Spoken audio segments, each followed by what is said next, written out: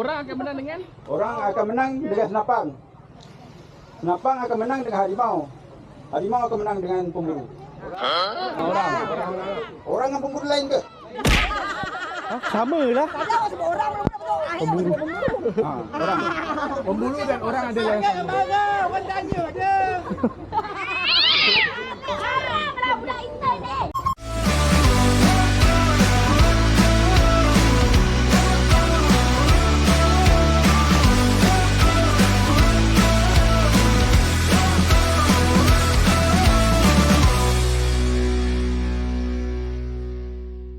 Okey, faham ya?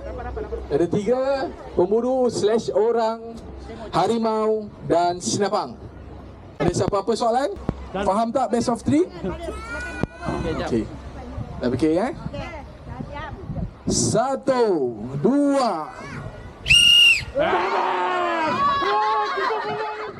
1-0.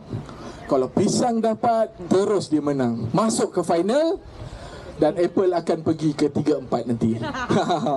Okey, 1, 2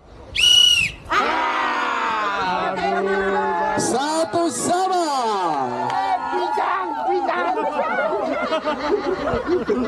Okey, penentuan yang akan pergi ke final.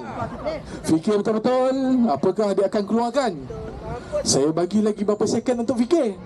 Tak nak berubah fikiran. Dia dah yakin. Okey, ni penentuan ke final. 1, 2 Bang bang.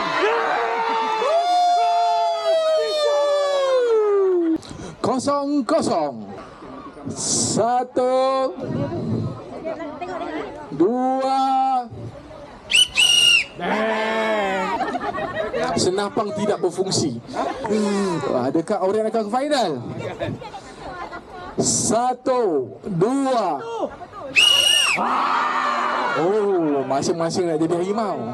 Baru lah ya. 1, 2 Oh, sama lagi. Baca fikiran. 1, 2 2-0 dan Oren ke final. Okey, Oren dan pisang. Ready 1, 2 1-0. Dia tembak. Kami datang, kami bertanding, kami juara. Baru satu dia dah yakin. Terbakar tak? Biasa je. Okey. Ready 1, 2 Okey. 1, 2 Kami juara. Dia bakar balik bang. 1 sama. Okey, ready 1, 2 1. Dia perlukan 3 untuk menang. Adakah kumpulan pisang akan kejar balik? Kita nantikan. 1, 2 Bang. Dua sama. Okey. 1, 2 sama. Nak break ke? Dah fokus. Okey. Tengok mesti semangat, geram. Aku nak bagi kau. Okey, 1, 2